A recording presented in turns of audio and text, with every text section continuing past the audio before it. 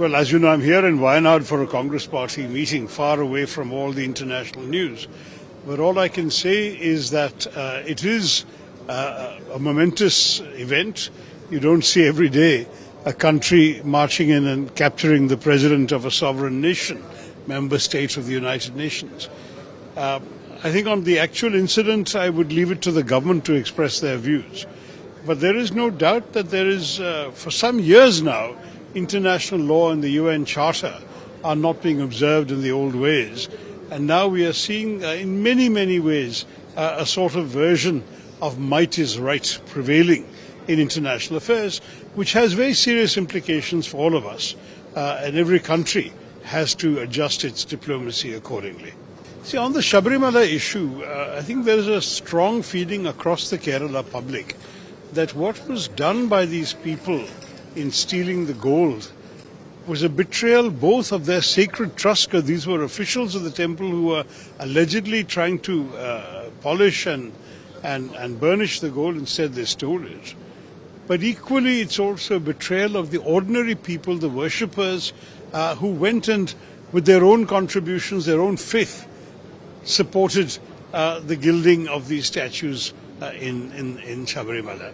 So to betray both people and God in one go is truly an astonishing breach of trust.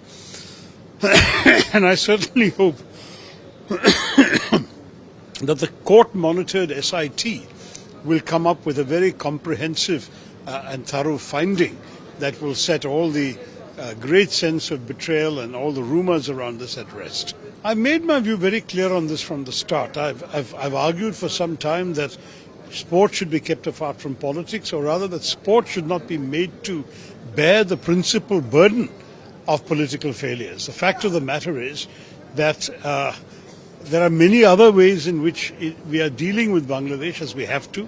Our foreign minister was just there a couple of days ago, meeting with the man who is widely expected to be the likely winner of the next election and therefore the likely prime minister.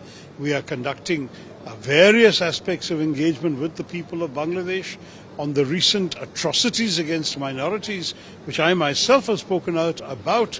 We are already urging the government to assert law and order over these lawless elements in the streets.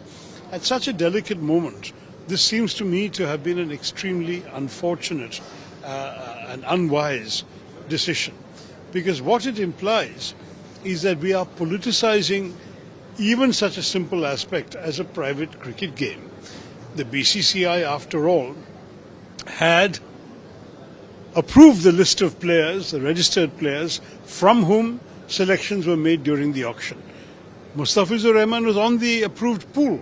So the BCCI had already once approved him. To now pull him back after he has been recruited and so on seems to me to be in very bad taste.